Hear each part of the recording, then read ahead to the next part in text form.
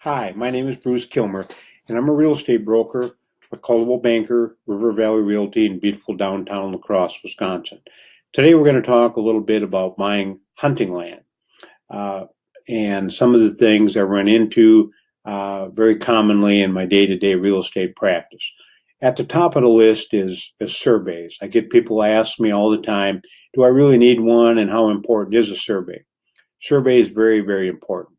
Tells us, number one, how many acres are in the parcel. That's an exact measurement.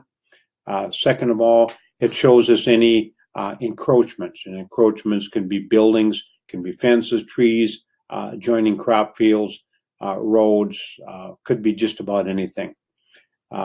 Easements or surveys can also show us legal vehicular access, meaning do we have access from a road point into the property? And we run into issues with that a lot if the property has an easement. Now, you shouldn't be afraid of the word easement. Very common in the real estate world, but easements need to be examined with care. Is there any restrictions on the easement, things you can or can't do, any requirements? And has the easement been surveyed? Does it have its own legal description so it's easy to define? That's where we run into most of the issues with access and easements, is that there's no clear definition of where the easement is and what it is, how wide it is, where it starts and where it ends. So I can't stress enough the importance of surveys and the clarification they provide.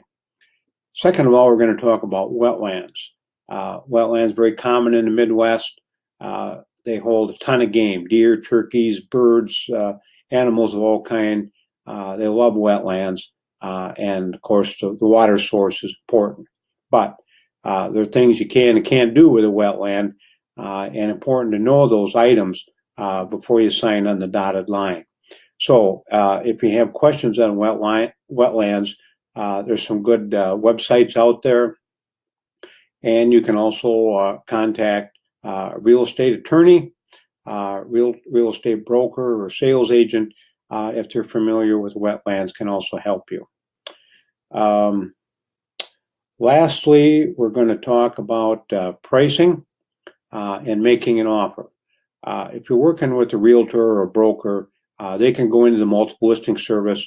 There's historical data that they can get that tells you what property historically is sold for, similar to the one you're looking at over the past year.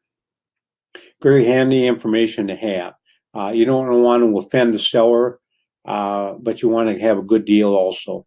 So use those tools so you know historically what similar properties went for. Make your offer and move forward with confidence. Thank you very much for taking the time to listen to this video. Hope it was very helpful. My contact information is listed just below, and good luck with your hunting land real estate purchase. Thanks.